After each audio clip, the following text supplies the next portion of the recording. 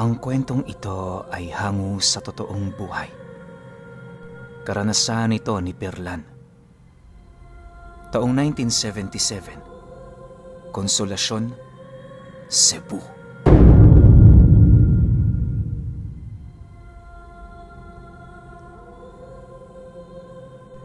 Itong mga panahong ito, kasalukuyang nagbibinata pa lamang itong si Perlan. Sa kanilang lugar noon, wala siyang ibang ginagawa kundi ang makipaglaro at mag-aral. Kapag nagkataong walang pasok, ginugugol niya ang kanyang oras kasama ang kanyang pamilya. Tuwing hapon noon, makikita mo si Perlan sa kanila, nakaupo sa labas ng kanilang bahay, nagduduyan kasama yung tiyuhin niya. Minsan naman, makikita mo ito sa liwasan, abalang-abala sa panonood ng mga naglalaro. Ganon at ganon lamang ang kanilang ginagawa noon hanggang sa dumating ang puntong merong nangyaring hindi maipaliwanag sa pamilya niya. Tandang-tanda niya pa, nasa edad 17 anyos siya noong maganap ang pangyayari. Sa pag-uwi niya sa kanilang tahanan, nadatnan niyang meron doong iilang taong nagkukumpulan. Akala niya mga nagsusugal lang ito, kaya hindi niya yun gaanong pinansin. Pero pagpasok niya sa kanilang tahanan, bumungad sa kanya yung nanay niyang nakagapos sa higaan, namumuti ang mga mata habang pinapakalma ng tatay niya at yung mga taong nagmamagandang loob na tumulong sa kanila. Ayon sa istorya, ilang oras matapos nitong dumalo sa isang handaan, nakitaan na nila yon ng mga kakaibang kilos. Pagka-uwi na pag-uwi kasi nito, parang aligaga na yon, tapos hindi na mapakali. Kinumpronta naman ng kanyang ama ang pinanggalingan nitong piging, ngunit mariing pinabulaanan ng pamilyang yon na sila ang may dahilan kung bakit ito nagkaganon. Dala ng matinding pag-aalala para sa kaligtasan nito, doon sila nagpasya na humingi na ng tulong sa isang albularyo. Pagkaalam ng albularyo sa mga nangyayari, dali-dali naman yung pumunta sa bahay nila para magbigay ng tulong. Matapos namang marinig ni Perlan ang lahat-lahat, hindi niya maiwasang pag-isipan ang tungkol sa mga nangyari. Upang magkaroon sila ng ideya ukol dito, sinubukan na nilang kausapin ng albularyo ukol sa karamdaman nito. Nang marinig naman ng matanda ang kanilang naging tanong, agad naman yung napatingin sa kanila habang nagwiwika yun ng, "Ano man ang kinain nito, naniniwala akong hindi yun pangkaraniwang pagkain. May mga nagamot na akong ganito rin. Dalawa sa kanila, nakakain ng suka ng aswang na hinalo sa pagkain. Gayunpaman, iwasan niyo munang lumundag sa konklusyon. Huwag kayong mambintang hanggat hindi niyo pa ito nakukumpirma. Malinis ang pamilyang dinaluhan ng asawa mo. Yung hindi ko lang masabi ay yung sa parte ng mga kamag-anak nitong dumalo. Bukas ng hapon, pag-igihan niyo ang pagmamasid sa labas ng bahay. Kapag may nakita kayong dumaan ng eksaktong 3:00, sila ang may gawa nito." Matapos siyang mailahad ng albularyo, agad naman yung bumalik sa pinagkakaabalahan nito. Nang marinig naman nila Perlan ang sinabi nito, mariin naman nila yung tinandaan. Makalipas pa ang ilang minutong panggagamot at pagpigil sa pagpupumiglas ng nanay niya, unti-unti na yung kumalma. Nang mawala na yun ng malay, agad naman nila yung tinulungang maiayos ang posisyon ng pagkakahiga nito. Nang maisakatuparan na nila ang mga bagay na yon, minabuti muna nilang magpahinga habang pinag-uusapan ang kasalukuyan nitong kalagayan. Ayon sa albularyo, hindi na bago na masapian ng masamang elemento ang isang katawan matapos nitong makakain ng suka ng aswang. Ang suka kasing yon ang nagbubukas ng mga lagusan sa katawan nito na siya namang nagpapahintulot sa lahat ng nilalang para pumasok dito. Kung iisipin, Hindi naman mapanganib ang ganoong sitwasyon, pero naniniwala ang albularyo na kakamatay pa rin ito. Malayo man yon sa sitwasyon ng niyanggaw, ngunit kapag napasok ka na ng hindi mabilang na nilalang sa iyong katawan, maaari itong ikapunit ng iyong kaluluwa. Sa oras na nasa ganun ka ng kalagayan, dalawang bagay na lamang ang iyong kahihinatnan. Kung hindi ka mamamatay, paniguradong mababalda ka na habang buhay. Isa yon sa mga rason kung bakit lahat ng kakayahan ng mga aswang tinuturing nilang mapanganib para sa mga ordinaryong tao. Dagdag pa nito na kapag pumanhik ka sa tahanan na merong handaan, piliin mo yung pagkain na merong asin at kalamansi. Sa ganoong paraan, madali mo maaamoy ang lahat ng bagay na inilagay doon ng mga taong may masasamang bituka. Matapos nitong makapaglahad ng istorya, seryoso namang nagtanong roon ang kanyang ama kung meron pa bang mga aswang sa lugar nila. Nang marinig naman yon ng matanda, tumawa lang naman ito habang sumasagot dito ng, Bakit? Naniniwala kang wala? Nasa liblib na lugar tayo. Napakadilim tuwing gabi. Napapalibutan ng puno at may sariwang hangin. Tandaan ninyo, kapag sariwa ang hangin sa isang baryo, meron doong nagkukubling masamang nilalang. Ang mga aswang, pinipili nilang manirahan sa mga tahimik na lugar at mga baryong nasa bukana pa rin ng kalikasan. Sa mga syudad naman, bibihira na lamang sila doon kung manirahan. Ang mga ordinaryong tao nga naririndi sa mga ingay. Paano pa kaya sila na may matalas na pantinig? Dagdag pa ng albularyo na para makaiwas, kinakailangan nilang doblehin ang kanilang pag-iingat. Kapag alam nilang wala silang kaalaman pagdating sa mga lihim na karunungan, huwag silang basta-bastang tumanggap ng kahit na anong bagay sa mga taong hindi naman nila kakilala. Hindi na mahalaga kung pagkain ba to o inumin, gawa ng kilalang mga tuso ang mga ganoong uri ng nilalang. Kapag hangad nila ang kanilang biktima, gagawa at gagawa sila ng paraan, mapasok lamang ang mga ito. Pagkalahad naman dito ng albularyo, inabisuhan sila nitong wag nang gagalawin ang pasyente nito. Hayaan lang nila yung tumawa, magpumiglas, sumigaw, at kung ano-ano pang nakakabaliw nitong ginagawa. Bukod kasi sa normal lang yon sa mga taong may sapi, kusa rin yung babalik sa normal pagsapit ng hating gabi na siya namang nagsisilbing kahinaan ng lahi ng aswang na gumagambala.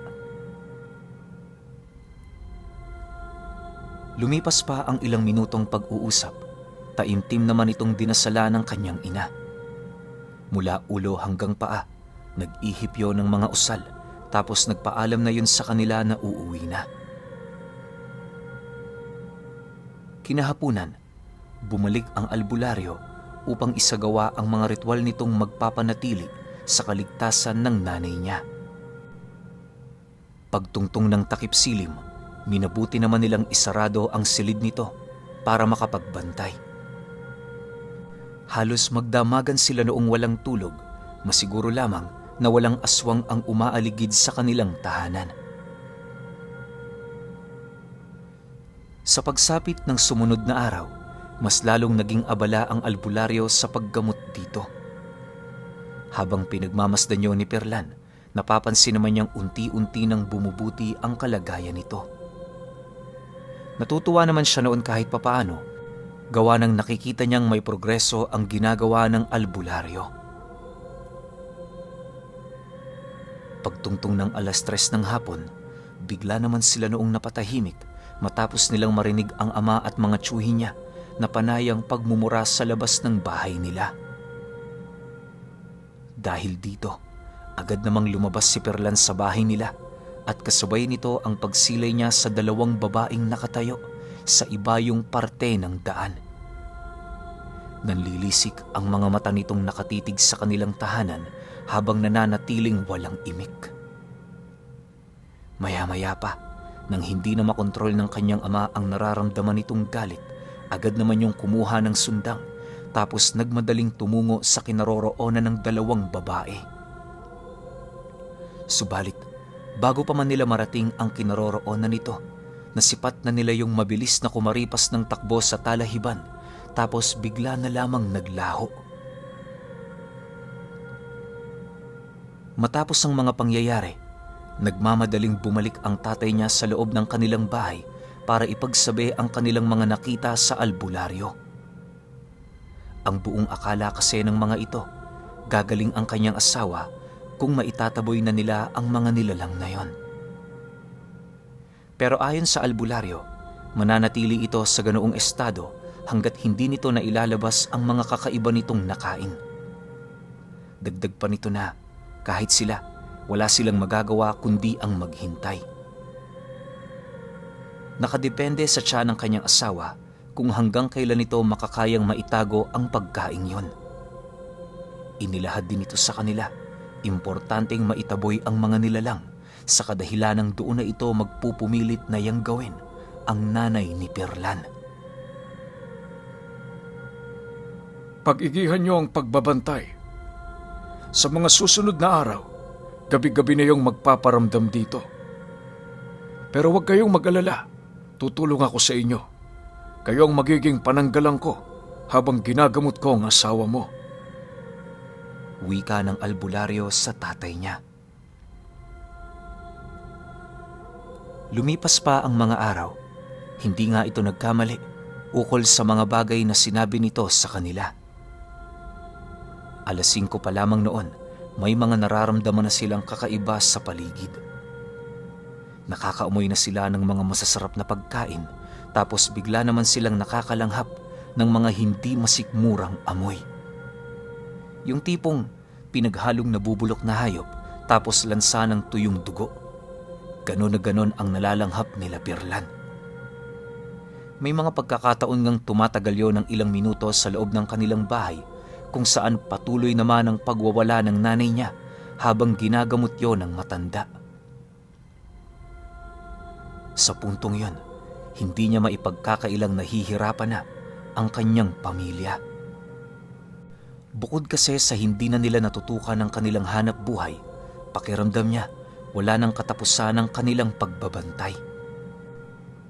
Halos awang-awa na rin siya noon sa kanyang ina, lalo pat butot balat na ito dahil sa kawalan nito ng pagkaing pumapasok sa katawan. Ang labis pa noong ikinakabahala ni Perlan ay ang pagpupumilit nitong sumuka kahit purong malalapot na lamang na tubig ang lumalabas sa sistema nito.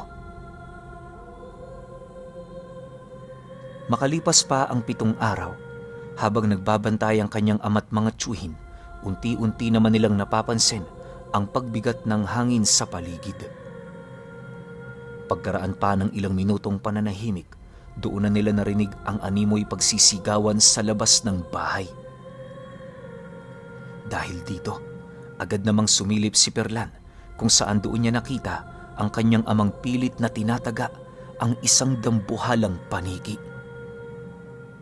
Maya-maya pa, narinig na din niya ang pagsigaw ng nanay niya kahit paus na yon.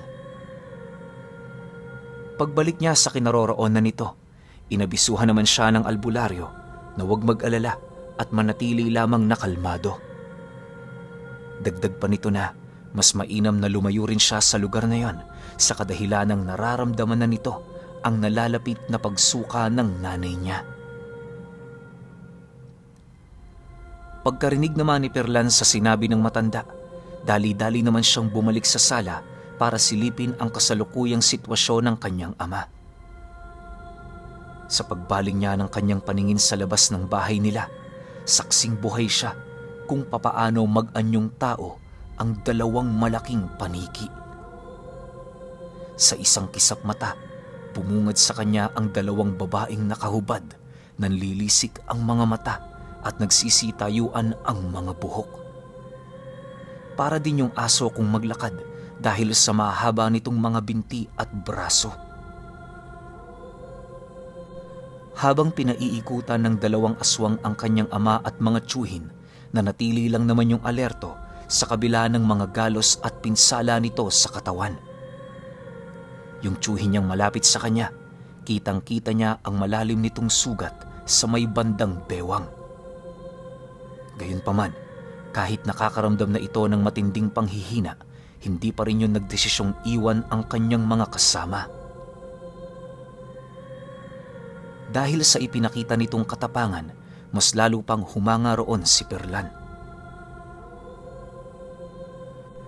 Sa pagpapatuloy ng pakikipagpakiramdaman ng mga ito sa nilalang, doon na nagpa siyang sumugod ang kanyang ama. Nang masipat naman yun ng 2 aswang, walang pagdadalawang isip naman yung nagpakawala ng mga pag-atake kung saan nagawang bumao ng matatalas nitong mga kuko sa tagiliran ng kanyang ama. Dahil dito, pilit pa rin itong tinaga ang nilalang kung saan nagawa naman itong matapyas ang kalahating braso nito. Pag-atras ng nilalang na yon, panay lang naman ang pag-angil nito. Habang bakas sa pagmumuka, ang animoy hindi pagkapaniwala ukol sa mga nangyari. Pag-atras ng bahagya ng kanyang ama, napangisi lang naman ito habang nagwiwika sa nilalang na yon ng, Anong akala nyo? Kayo lang ang may sapat na kakayahan? Halika, lumapit ka at nang mapatay na kita. Dahil sa sinabi nito, umangi lang naman ang nilalang na yon, sabay buong lakas na sumunggab sa kanya. Subalit, bago pa man ito tuluyang makalapit, nagawa na yung mataga ng mga tiyuhin ni Perlan sa iba't ibang bahagi ng katawan. Pagbagsak nito sa lupa, kitang-kita niya kung papaano magkagutay-gutay ang mga galamay nito. Sinubukan pa noong tumayo ng nilalang na yon pero wala na itong lakas. Nang masipat naman yon ng isa nitong kasama, dali-dali naman niya yung nilapitan para hilahin papalayo. Nang mapagtanto naman ng ama niya na tatakas na ang mga ito, hindi na nila yon sinubukan pang habulin, bagkus binantaan na lamang ito na bukas din hahanapin nila ang lugar na pinagtataguan ng dalawa. Sa pagbalik ng katahimikan sa paligid, agad naman silang napalupasaysay sa lupa habang naghahabol ng hininga. Yung isa sa mga tiyuhin niya napahiga na, buhat sa tinamo nitong malalim na saksak sa tagiliran. Nang masipat naman yon ni Perlan, agad naman siyang lumabas sa kanilang bahay para puntahan ang kinaroroonan ng kanyang tiyuhin at ng tatay niya. Sa pagdating niya sa kinaroroonan nito, agad naman siyang humingi ng tulong sa albularyo. Hindi naglaon nang lumabas na ang matanda, dali-dali naman sila nitong tinulungan. Kabiling-bilinan din ito sa kanila, hanapin ang 2 aswang kinabukasan kung ayaw nilang hindi masayang ang kanilang pinagpaguran. Naniniwala kasi ang matandang yon na sa loob ng 3 araw na hindi pa nila yon napapatay, tuluyang maghihilom ang mga pinsalang natamo nito. Sa loob pa ng 3 araw, babalik ang mga nawalang lakas nito na siya namang magiging hudyat sa mga nilalang na yon para sila ay balikan. Mariinding inilahad ng matanda sa kanila na upang madali nilang matunto ng 2, kinakailangan nilang umpisahan ang paghahanap sa lugar na pinagmula ng kalbaryo ng kanilang pamilya. Sa pagpapatuloy ng kanilang pag-uusap, doon na ipinakita ng matanda ang malauling na suka ng nanay niya. Pagsilay ni Perlan sa bagay na yon, bigla namang umusog ang kanyang sikmura dahil sa hindi maipaliwanag na baho nito. Kahit nga yung tatay niyang pagod na, pilit pa ring lumayo sa bagay na yon. Maya-maya pa, inilibing na rin yon ng matanda, kalakip ang isang papel na binalutan nito ng sumpa. Matapos yung gawin ng albularyo, inilahad nito sa kanila na malaya na ang nanay niya. Ayon dito, yon ang naging bunga ng halos ilang linggo nilang panggagamot. Ngunit mariin din itong inilahad sa kanila na kahit ligtas na ang asawa ng tatay niya, kinakailangan pa rin nilang ipagpatuloy ang kanilang napagplanuhan. Hindi kasi matitigil ang kalbaryo ng kanilang pamilya kung hindi nila mapapatay ang 2 babaeng nagpakain sa kanyang ina ng suka. Dagdag pa ng matandang yon, yun lamang ang nag-iisang paraan para manumbalik sa normal ang lahat-lahat. Matapos naman yung marinig ng kanyang ama, dahan-dahan naman yung tumayo habang patuloy na pinagmamasdan ang albularyo. Pagharap nito, tumangulang naman ito pagpapakita ng kanyang pagsang-ayon sa nais nitong mangyari. Maya-maya pa, nagsipasok na rin sila para magpahinga.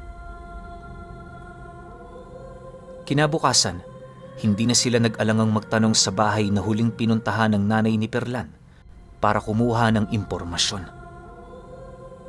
Sa kakatanong nila, naituro sila sa bahay ng magkapatid na matandang dalaga na nagngangalang Yoli at Asunsyon. Ayon sa kanilang mga nakausap, kakilala yon ng pamilyang nagkaroon ng piging kung saan mariin din itong pinatotohanan na naroon ang 2 yon noong may handaan. Nang makumpirma naman yon ng kanyang ama, walang pagdadalawang isip naman itong tinunto ng bahay nito hanggang madapo sila sa isang liblib na lugar. Pagdating nila roon, tumambad sa kanila ang isang kubo na nakasara. Sa unang tingin, masasabi mong walang nakatira rito dahil sa napakadumi nitong bakuran. Ngunit nang mapansin ng kanyang ama ang usok na nagmumula sa loob ng bubong nito, doon ito naghinala na maaaring may mga taong nagtatago sa loob. Paglapit nito sa dingding ng bahay, agad naman silang sumilip sa siwang kung saan doon nila nakita ang isang babaeng hubot-hubad na kahiga malapit sa may kawa habang patuloy itong binubudbura ng langis ng kapatid nito. Panay rin ang ginagawa nitong pag-usal na parabang nakakatulong ito sa mabilis nitong paggaling. Makalipas pa ang ilang minuto nilang pagmamasid, hindi na sila nagdalawang isip na pasukin ang kubo. Pagtadyak ng kanyang ama sa pinto nito, nadatna naman nila ang dalagang gulat na nakatitig sa kanilang kinaroroonan. Dahil sa pangyayaring yon, agad namang umangil ang aswang na may kakayahan pang lumaban, kung kaya't hindi na rin ito binigyan pa ng kanyang ama ng pagkakataon para lumaban. Pagsilay niyang nag-aamba ng sumunggab ang nilalang, agad naman niyang dinukot ang kanyang tabak at walang sawa yung pinagtatataga. Nang masipat din niyang babangon pa ang kapatid nito, walang pagdadalawang isip na din niya yung inundaya ng taga sa liig. Matapos niya yung gawin, parang ulo lang ng baboy na gumulong ang tapyas nitong muka sa papag. Maya-maya pa, nang mapagtanto nilang patay na ang 2, agad naman silang lumabas ng kubo para sunugin ito. Hindi nila nilubayan ang lugar na yon hanggat hindi nila nakikita na dahan-dahan ang naaabo ang kabuuan ng bahay. Sa pagsapit ng takip silim, sakto namang papawala na ang apoy sa lugar. Hindi naglaon, nagdesisyon na rin silang umalis sa lugar na yon para makabalik na sa kanilang tahanan. Nga pala, hindi kasama nun si Perlan noong pinatay ang mga aswang. Nabalitaan niya lamang ang istorya ukol dito pagbalik ng kanyang ama at mga tiyuhin sa kanila. Gayunpaman, hindi pa rin siya nagduda sa mga sinabi nito, lalo pat kahit siya mismo saksing buhay sa mga nilalang na yon. Sa paglipas pa ng mga araw, napilitan na ring umalis ang pamilyang nag-imbita sa nanay niya dahil sa labis na kahihiyan. Bagaman naawa sila sa sinapit nito, wala naman silang ibang ginawa kundi ang manahimik sa mga nangyari. Ilang buwan pa ang lumipas, nanumbalik na ang dating katawan ng nanay niya. Sumigla na rin ito na parabang wala man lang ditong nangyari. Lubos naman yung ipinagpasalamat nila Perlan, sa kadahilanang hindi yun nalagay sa mas malubha pang karamdaman. Dahil din sa mga pangyayaring yon, mas lalong kumalat pa ang karanasan ng ama niya.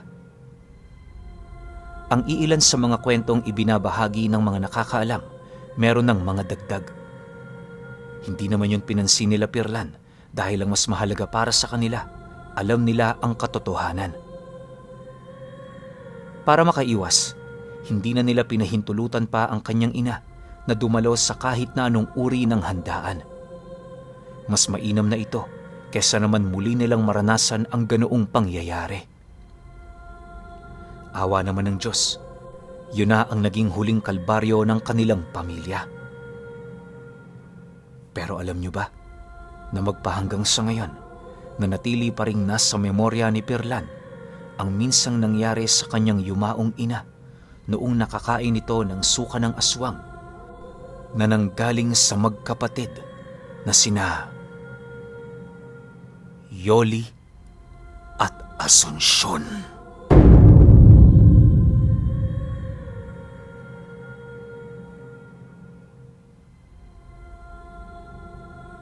Okay, opinyon ko sa kwento. Ang galing ng tatay ni Pirlan. Isipin nyo yun, parang limitado lang yung kaalaman nito pagdating sa lihim na karunungan eh. Parang wala pa nga di ba? Pero kasi, meron silang basbas ng albularyo. Sayang lang, hindi kasi nabanggit kung anong klaseng pangkombating dasal, agimat, mutya, o kung ano pang makapangyarihang kakayahan ang binigay ng albularyo sa tatay neto ni Pirlan. Pero hindi ko kasi maalala kung binigyan ba o nagtatangan talaga yung tatay ni Pirlan ng pangontra din sa mga aswang. 'Di ba? Kasi parang wala namang nabanggit. Parang out of nowhere biglang lumakas yung tatay niya, 'di ba? So, yun lang, doon lang ako medyo napatanong. Pero ito nga, gaya ng palagi kong sinasabi, na tuwing pupunta kayo sa mga testahan, kainan, o kung saan mang lugar, lalo na sa mga liblib, yung mga tipong dulo na, sulok na, tapos may binibigay sa inyong pagkain na hindi nyo mawari kung anong luto. Well, karamihan dyan sasabihin, papaitan, ano pa ba, yung may mga maiitim na sabaw. Sasabihin nila, dinuguan, lalong-lalo na yan. Sasabihin nila, ganito, ganyan. Pero pag inamoy mo, iba yung amoy. Kasi doon pa lang sa amoy, pwede mo nang malaman yun eh. Well, malansa naman talaga yung dinuguan. Pero may iba pang klase ng lansa kapag alam mong merong nakahalong ibang sahog. Kasi isipin nyo na lang, suka ng aswang. 'Di ba? Kung pinatakan nyo ng kalamansi o iba pang pangontra, lulutang at lulutang kung ano man yung ibang sangkap na nandoon. Pwedeng parte ng katawan ng tao, pwedeng yun nga, suka ng aswang, o isang uri ng hayop na hindi natin alam kung paano lalagyan ng dasal ng aswang para mayanggaw ka. Diba? Yun lang yung mga medyo nakakatakot Pero anong taon pa naman to? 60s, 70s, 80s? Siguro sa panahon ngayon, moderno na rin yung pangyayanggaw ng aswang no? So hindi natin talaga malalaman kasi kahit yung mga yan, syempre nag-e-evolve din yan. Diba? Pero kayo, kung may opinion kayo sa kwentong ito, comment nyo lang sa baba. Yun lang. Hanggang sa susunod na kwento. Salamat.